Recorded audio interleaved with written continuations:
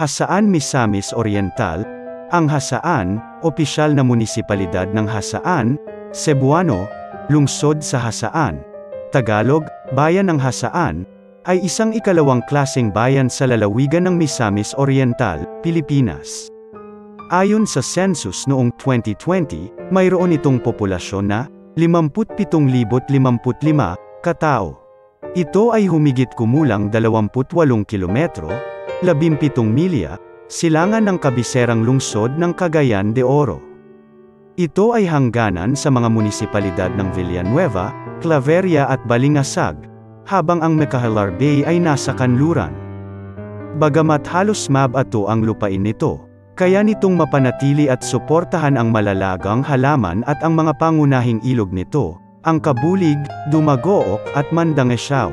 Ang kasaysayan, noong 1830, ang misyon ng Hasaan ay itinatag ng hiwalay sa Cagayan de Oro, kung saan ang awtoridad at ebanghelisasyon nito ay umabot hanggang sa mga bayan ng Sumilaw, Linabo at Malitbog sa lalawigan ng Bukidnon.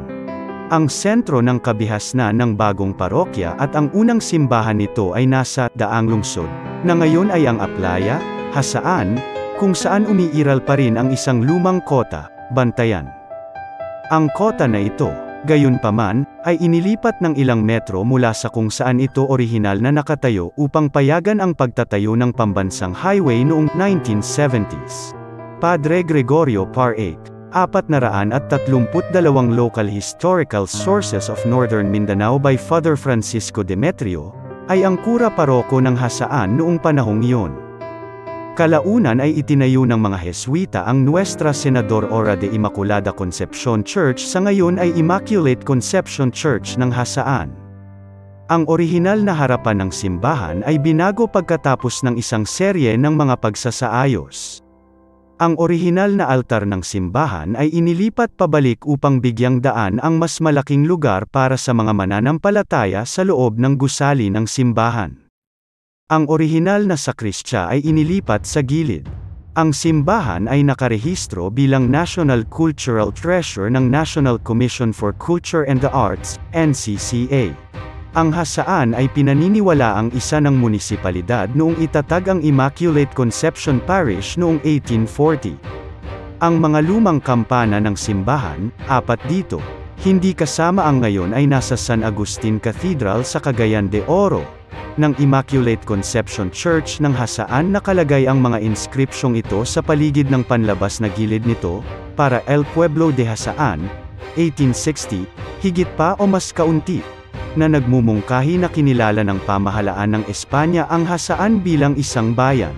Sa pagdating ng mga Amerikano sa pagpasok ng ika-20 siglo, ibinaba ng pambansang pamahalaan noong 1903, ang katayuang pampulitika ng Hasaan mula sa isang munisipalidad tungo sa isang baryo, isang subdibisyon ng Espanya ng isang munisipyo, at ginawa itong bahagi ng munisipyo ng Balingasag. Pinagsama ng Philippine Commission of 1903, Act No. 760, ang ilang munisipalidad noong 1903, dahil walang kontrol ang pamahalaang sibil sa mga munisipalidad na ito. Hindi sila may pagtanggol ng Philippine Constabulary o ng mga scouts, at hindi rin sila maaaring pamahalaan ng mga maka-Amerikanong naninirahan. Nanawagan ang mga Hasaanon na ibalik ang kanilang munisipyo sa isang munisipalidad. Nang maglaon, noong ika-18 ng Agosto, 1948, sa bisa ng Kautosang Tagapagpaganap BLG 165, na inisyo ni Pangulong Elpidio Quirino, nabawi ng Hasaan ang katayuang munisipyo, noong ika-10 ng Nobyembre, 1948, pinasinayaan ang Hasaan bilang isang munisipalidad, at isang set ng mga hinirang na opisyal ng munisipyo ang nanunungkulan. Noong unang bahagi ng 1970s nakita ang pag-install ng mga linya ng kuryente at isang programa sa pagpapalawak ng kalsada. Ang Ubos ay may ilang labi ng Hispanic style na mga bahay sa kahabaan ng pangunahing kalye nito. Ngunit ang mga ito ay sinira ng apoy noong unang bahagi ng 1980s. Mga barangay. Ang Hasaan ay nahahati sa 15 barangay. Ang bawat barangay ay binubuo ng mga purok habang ang ilan ay may mga sityo. Bobuntugan, Danau, Ignacio S. Cruz, Hampason, Camaya, Corrales, Lower Hasaan, Ubos, Luz Banzon, Kiugang, Natubo, San Antonio, San Isidro, San Nicolas, Calumba, Solana, Upper Hasaan, Ibabaw. Ekonomiya. Ang mga tao ay umaasa sa niyog, hayop at baka. Ang ibang mga produktong pang-agrikultura, tulad ng mais at gulay, ay minimal. Pangunahing ibinigay ng gobyerno ang trabaho sa pamamagitan ng sistema ng pampublikong paaralan, ilang ahensya ng pambansang pamahalaan at lokal na unit ng pamahalaan. Ang pangangalakal at pangangalakal ay kadalasang nakakulong sa Ubos, ngayon ay Lower Hasaan, sa isang kahabaan na nagtatapos sa pampublikong pamilihan. Sa pagdating ng kuryente noong huling bahagi ng dekada 1960, dahan-daang umunlad ang Hasaan bilang isang industrial na bayan. Itinatag ng Resines Incorporated at Philippine Iron Construction and Marine Works, PICMW, ang kanilang mga planta sa Nahal-Inan, isang nayon na bahagi ng Lower Hasaan. Ang Pilipinas Cow, isa pang industrial na planta, ay itinatag sa Luz Banzon noong 1970s. Isang substation ng National Power Corporation ang naitatag sa Aplaya. Ang mga vertical na infrastruktura sa munisipalidad ng Hasaan ay bumuti ng ang pavement at pagpapalawak ng National Highway na umaabot sa buong Northern Mindanao ay natapos noong 1970s. Sa pagpasok ng milenyo, ang Hasaan ay unti-unting nagmetamorphosed sa isang resort town. Napakinabangan ng mga negosyante ang kasaganaan ng mga pinagmumula ng tubig sa bukal. Ang bayan ay may mga spring resort na kumukuha ng mga bisita mula sa mga kalapit na lugar. Turismo. Maraming water resort ang naitayo sa bayan. Ang Sagpulon Falls sa San Isidro ay isang atraksyong panturista. Ang Napapong Spring ay isa ring atraksyon mula sa Corrales. Ang lokal na tanggapan ng turismo ng Hasaan ay nagpapanatili ng lugar na preserbasyon ay natural na pang-akit. Ang Marine Sanctuary ay matatagpuan sa tubig sa paligid ng puting buhangin ng Agutayan Island, 5 kilometro sa baybayin ng Bobuntugan. Lubong-lubong.